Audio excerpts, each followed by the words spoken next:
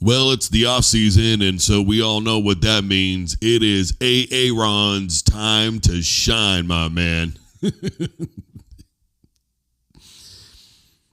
We've been following A-Aron, right? It's the off season. So, of course, everybody's been documenting what is the next move for A-Aron. Is he going to stay with said team? Is he going to move on somewhere else? What team is he going to move on to? I mean, we got questions that need answers, man. We're trying to figure out where this washed-up quarterback is going. And normally I don't talk like that about athletes, but man alive, the glazing and overhype for A-Aron is seriously unreal. What's going to happen is everybody's going to be looking forward to that Jets game and some sort of revenge thing, and they might win a game or two, and then we're going to, everybody's going to get caught up, and here it comes, A-Aron, the MVP, he's back, yada, yada. Then he's going to have to see the Baltimore defense. Then he's going to have to see Myles Garrett in the Cleveland defense. Now, obviously, Cincinnati's defense is probably not going to be worrisome for anybody. Anybody could throw for 400 yards on that defense, but he's going to have to see Baltimore and Cleveland twice. And not only are we glazing the life out of him, and he's talking about, well, it's good for the soul that I'm here. Come on, man. We all know you wanted to be other places. You could stop that cap. But now we're asking this man, hey, bro, did you get married? Because, look, I will be very honest, and I will say that it's a personal thing that I don't care about the personal lives of athletes, entertainers of any kind, celebrities, actors, actresses, everything in between. I don't care. I don't care about Tom Brady and his divorce. I don't care about A-Aron getting married. It's not something that I wake up and think to myself, I wonder if A-Aron got married. I better go check on that.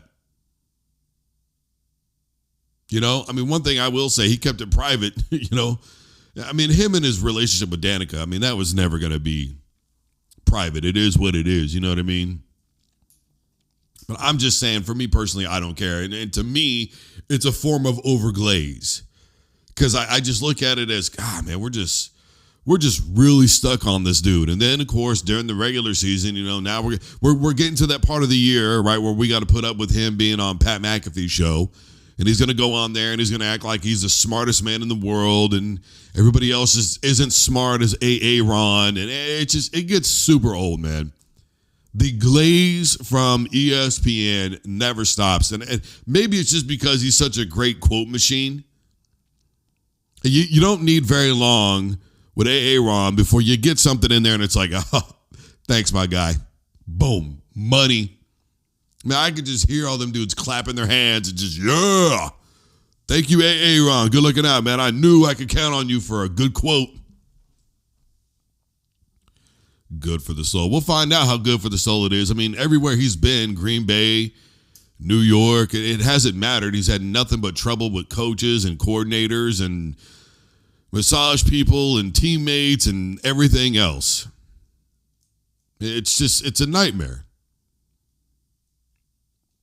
And everybody can spin how they want to, him shoving the head football coach when he was with the Jets, but I'm not buying it. I'm not buying it at all. And I'm not buying the hype, behind the Steelers and him. You get DK Metcalf. You got a shot to keep Russell Wilson, and on first down, when they actually threw the football, they were amazing.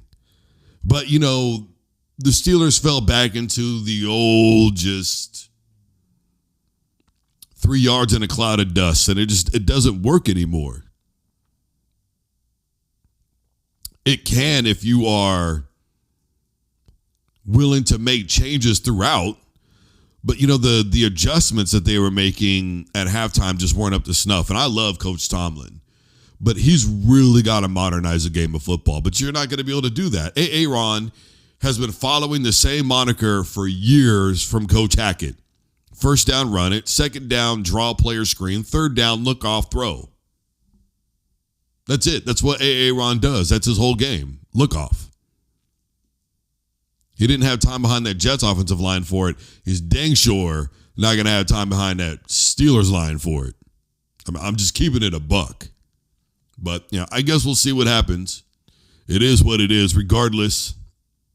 Speaking of the Browns in that division, I was really surprised, I got to say, at how many people did not know that Nick Chubb was a free agent, which to me only further proves just how severely underrated and underappreciated that man is. Nick Chubb is literally one of the best running backs in all the NFL. Now, I understand he got hurt, okay? But even missing, a total of like 10 games or something like that, or whatever, he still is top 4 since 2018 or 2019, somewhere in that neighborhood, running backs in the NFL in terms of yards. I think you got Derrick Henry, number 1. I think you got C-Mac at number 2. I'm just saying, Nick Chubb did way more for that Browns franchise. And here's the thing, right? Because this is honestly the big question. Is Cleveland doing Cleveland things, nothing new since 1999? Or is Cleveland finally doing the right thing and they know something that everybody else doesn't know? Because the amount of money that Nick Chubb got signed for was ridiculously low. And to me, it's almost as if they are using him to once again reset the running back market because they did not pay him very well at all.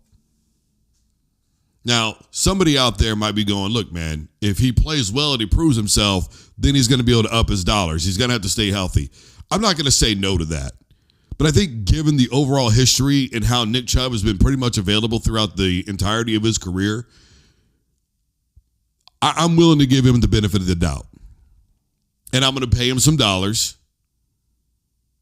At least 6 or 7. And I'm going to say, look, man, give me your best. I'm going to add some bonuses in there. I'm going to make it to where he can make up to like $10 million this year. Risk reward. That's everything in the NFL, right? Really in general, but in the NFL, when you pay somebody, it's always risk reward. Come on, if we're willing to continuously give money to quarterbacks who can't even get past the first round, and I think everybody knows exactly who I'm talking about. How many playoff wins does Dak Prescott have? Come on. Kirk Cousins. Some of these other guys are just getting enormous dollars for what exactly? I'm really curious what they've done to prove that they deserve anything. At least Nick Chubb is proven. And at the running back position, we can't necessarily say that it's on him that the team isn't doing well. When you're a running back, those are tough yards. There's nothing easy about that. Speaking of disrespect and the Cleveland Browns, Sheduer Sanders continues to get disrespected. And even with this being put out, where some of these people are going, well, I didn't know he was like this. He was always like this, bro. Take a look. I view things as I got time. I got time to be able to grow and mature, and be able to understand the ins and outs of the defenses and be able to get the good insight from the vets in the room. So I look at it as, a plus. Like I got time to actually be able. That's always been him. That's always been Sheduer Sanders. But see, though, the media is not going to show you that 90% of the time. A, because it's not going to sell. It's not going to sell the same way of him holding up a watch. It's not going to sell the same way when he gets confident, starts talking trash.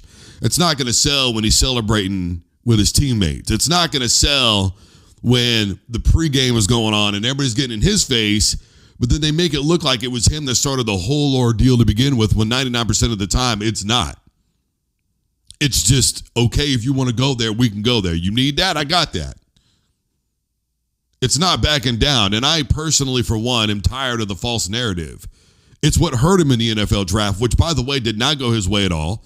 He got made fun of because he got a prank phone call. Then he got made fun of for the prank phone call. Then he got called being soft for the prank phone call and the way that his camp decided to deal with it. Then he drops all the way down to how many rounds before Cleveland finally makes a decision to get him, which, by the way, they took another quarterback before him that we know isn't as good. And then he's got to hear the narrative about how his completion percentage and his interception ratio somehow is predicated upon garbage time. Are you serious? So when they're getting massacred, the fact that he doesn't turn the football over is still garbage time? That doesn't even begin to make sense. And by the way, Sheduer had the 77th ranked offensive line in all of college football last year. And if you really barrel it down to it, and you use some other statistics about pass protection time and all that, he actually had the worst offensive line in all of college football last season. So there's that. I'm not saying that he doesn't hold on to the football for too long, because there are instances when he absolutely does. But it was one of those things that as the season progressed last year, he actually got much better at. And the media is only going to show you what sells during the season. They got to get their money, whether it's sponsorship deals or whatever the case may be. And we all know how social media drives up content. We know how that works. So right now, that clip of Sheduer is going to go viral. And people are going to watch that and go, this is who he is? Yeah, bro. And it's always been that way. But they're not going to do that during a regular season because it's mass consumption and things can easily get lost. So they got to go with something that they know is going to be out there, and it's going to make the dollars, and it's going to make the money, and it's going to be publicized at every single turn, and everybody's going to have something to say about it. That's just the way that it is. And legitimately, it's wrong, but that's the way that it is. What I am saying to you essentially is they are manipulating you emotionally in order to get what they want out of it. It doesn't matter if it's right or wrong. They are going to do whatever it takes to make money. They're not worried about whether or not Sheduer actually is as flamboyant, trash talking, self-preserved, doesn't care about his teammates person. We've had anonymous sources say it, but you're not, really being real, are you, Brody? You're scared to really say it. And we're so worried, allegedly, about this circus show that follows Coach Prime. Are you serious right now with the circus show that is following Sheduer Sanders versus the circus show that is following Bill Belichick in North Carolina? Are we for real right now? Him and that thing with his girl Jordan Hudson, a 70-something-year-old man dating a 20-something-year-old female, which do you, boo-boo. Yeah, whatever, man. Here's the point. That's the topic of conversation. They don't want to tell people how they met. They want to be glazing every interview that they do. They're saying that we talked to the reporters about this, and we had established that. And then of course, what does he do? He goes to ESPN where they take care of good old Bill. You've got North Carolina having to put out statements saying, bro, it's okay. She can be at the practice facility, which then led Bleacher Report and ESPN and everybody else to have to run retractive statements. Correction, she's allowed. Because some rando on some podcast said, this is what I heard. Whether it's true or not became irrelevant, and what we do know for sure is true or not, the university decided they had to run PR on this thing immediately. You're going to tell me that's not a circus show? Get real. You know what I mean? Come on, man. I mean, there's no way we don't know how to do better. I'm just saying. Sheduer has been 100% professional about this entire thing. He's handled it like a man. That's all I'm saying.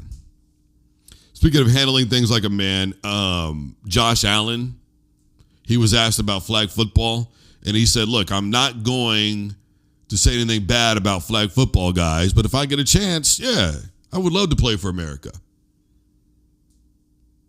A little different from Darrell Doucette.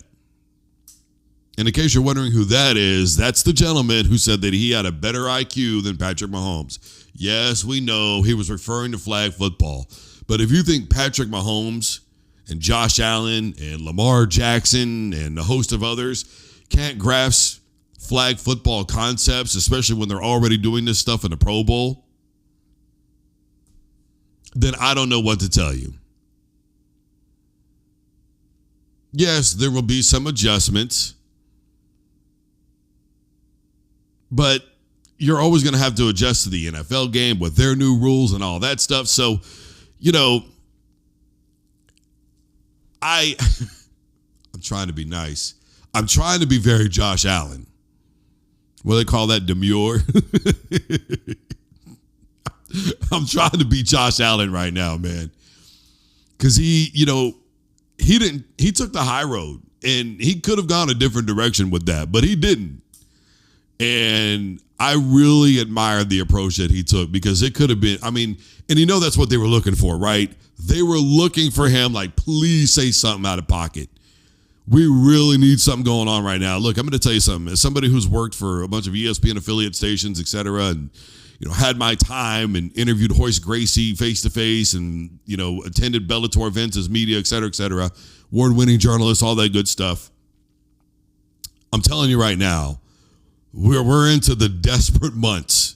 June and July are the desperate months. August is okay. September is all right. Really, your time frame is about October, November to January. That's, you could stretch it out and say March, but this is your prime time for dead zone right now. And it is tough. It's tough to make it out of it. And you got to do anything you can. And I will give Josh Allen kudos, because he could have said some way different stuff right there. He PR'd the heck out of that thing. But you could tell looking at him, if you watch that, you could tell he really wanted to go in. But he decided, no, I'm good on that. Because he knows once you start a media war, that's it, man. Seriously, that's it. All right, last thing here. Obviously, in the collegiate ranks, the money continues to be an issue. Transfer portal continues to be an issue. Look, there's good aspects and there's bad aspects to it, just like anything else, okay? And I personally don't have a problem with the transfer portal. Again, for the umpteenth time, I will tell you that as long as Brian Kelly is allowed to leave in November, I don't care. You could say he's contracted employee all you want to. The college athletes are headed that direction anyways. Go look at the 2024 case. Go look at what's going on with Delaware and some of these other universities. It's coming, okay? What is happening is you have a bunch of old coaches who are scared right now that they're not going to be able to keep up.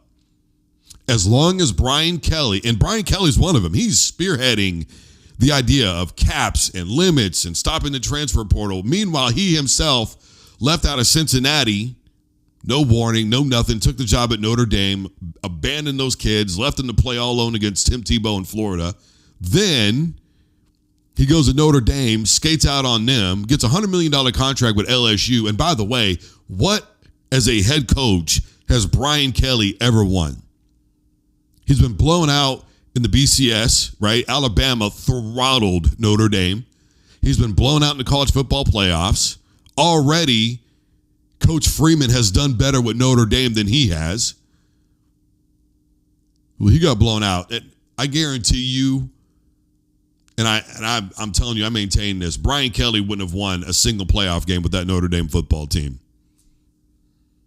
He couldn't get it done when he had Jane Daniels, the best quarterback in all college football, and arguably one of the best quarterbacks in the NFL after one season as a rookie.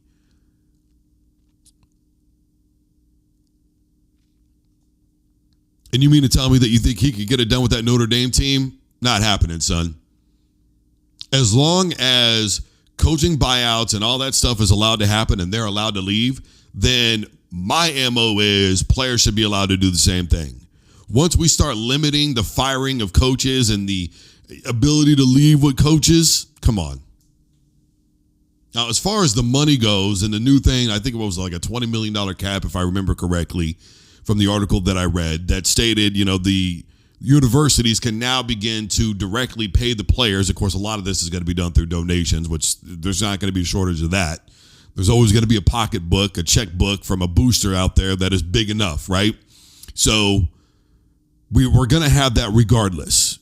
whether it's NIL or whatever the case may be, that money's going to be there. What I have a problem with is the direct payment from the universities, because to me, it's the rich are staying wealthy and the wealthy trying to become even wealthier, and they are afraid of the transfer portal and the money that's combined with it that destroys their way of life as they know it. Do not forget, what was it, about 7 or 8 years ago? It was anonymous, which again, I hate, but a bunch of coaches voted and said, look, we would love it if only the power conferences could participate in major bowl games. Let that sink in playoff games. You think they're not afraid of the Boise States? You think they're not afraid of all those other teams that are out there that with the transfer portal and how it could take away? You look at what Prime did with Jackson State and getting Travis Hunter. Got him right from out underneath Alabama. That was a huge thing, and there are reasons for that. Blue Bloods are afraid of that type of activity for a number of reasons. None the least of which is maintaining their power. Don't forget, Alabama was ranked higher than Clemson, but because of nonsensical rules, Clemson got in because they were the higher ranked conference champion and Alabama didn't. They're doing all this to preserve their way of life. Because see, now they're going to switch to just a straight up ranking system again, right? But who's going to be doing those rankings? We need an actual playoff system in place. And I don't think that universities need to pay directly the players. I think NIL made everything a level playing field. The transfer portal combined with that made everything a level playing field. And it was entertaining. And I hate the word parody because it's way overused. And 99% of the time out of context. The same thing with upset, way overused. 99% of the time out of context. I'm sorry, a 15 beating a 4 is not really an upset. What I am saying to you is we need to, number one, get rid of some of these terms because they're nonsensical and they're only used to keep these positions in place. What we need to do is just get rid of, we shouldn't have that at all because it's going to protect a lot of these universities. And they know that that's what they're doing, especially when you're getting GMs involved, which I don't have a problem with. But now you got a commissioner overseeing this whole thing and he's only given the responsibility to the power conferences. You're leaving out everybody else 100% on purpose, and you're doing everything that you can to keep your relevance. And no matter what they do, it always seems to backfire some way, somehow. Short of excluding 100% anybody else from the playoff, you're not doing yourselves any favors. Eventually, the money will be there. You take, South Carolina years ago. I mean, they had millions of dollars in donations. Tennessee, they continue to brag that they're setting record numbers in their donations. They're doing everything that they can to keep their areas relevant and everybody else not. But South Carolina, what have they won is my point. Tennessee, what have they won is my point. At the end of the day, you will never be able to buy a championship. It's a lot harder than you think. But they're trying. They're doing everything that they can. That's for sure. All right, final thing here. So I do play-by-play, the guy's like, oh, what a knockout. That's me. That's one of the things that I do. I do it for Husky Fat Promotions down in Oklahoma City. And the last one was in OKC Arena in Bricktown. And I was not really shocked about a lot of things that because of the way that I was treated when I was there, that their promoter, Scott Jones, was talking about. Now, understand that I again, as I've made mention of earlier, I've worked for ESPN affiliates. I've covered Bellator live. By their request, actually, I interviewed Royce Gracie face-to-face, co-founder of the UFC, for those who don't know. Gracie Jiu-Jitsu started basically every form of jiu-jitsu that you know. And the reality is I have dealt with a lot of P&R people and A&R people and everything else. Scott Jones, my money has never dripped with that man, and he's always been 100% with me. So I believe the things that he's alleging, things like $65 for a gallon of water for the private tables, the $3,000 that they, wanted to charge this man at the last second in order to have dedicated Wi-Fi, the way that they were trying to get him to move their stuff from the loading dock when the loading dock is so that way you can unload and load stuff, which is what they were doing. The treatment as myself, as a part of the event and event staff, being told that you have to park in the area that you pay for parking in, that there's no staff parking whatsoever, which, by the way, I had to leave to go get a suit and come back, so I paid for parking twice. The way the security was when I got in there, hey, man, where do I need to go to get in? And hit the buzzer. Okay. I've never been in this arena before. Hit the buzzer. All right. Hit the buzzer. Security. Yeah. What do you want? I mean, it was just, it was nickel and diming. It was rude. It was lazy. It was greedy. And the thing was, is the Wi-Fi didn't even work that well. Shout out to his camera guys, Joshua Prince and all them, for making that thing work no matter what. Overall, it was a great event. The fights are pretty good. I mean, Scott puts on an incredible show. There's no doubt about that. And doing it kickboxing style and some of the other risks that he takes as a promoter, I'm telling you right now, you're seeing things with his show that you don't normally see. We're talking things like an amateur belt on a pay-per-view. For real. He takes a lot of risk, man. But it all seems to work out. And the next show, I think, is going to be in Dallas, which is going to be huge. Or they're working with K1. But, I just think that it's nonsense what happened. I stand with Scott 100%. I have his back. And if he happens to catch this, I'm with you, Brody, 100%. And the city of Oklahoma needs to back him. And they need to come up with a resolution ASAP, because the treatment was very unjust and very unfair. I'm just letting you know right now. All right, everybody, I am Drew Duncan. Facebook, Twitter, and Instagram is all at Drew Duncan Radio. And wherever you listen to the podcast, simply tell your device to play the Drew Duncan Sports Show. YouTube and TikTok, the RL Drew Duncan. It's supposed to be the real Drew Duncan. Who's ever got the real Drew Duncan, holla at me, please. Let's make a deal. I'm just saying. All right, everybody, stay safe, take care of yourselves, and have a wonderful rest of your night and or day.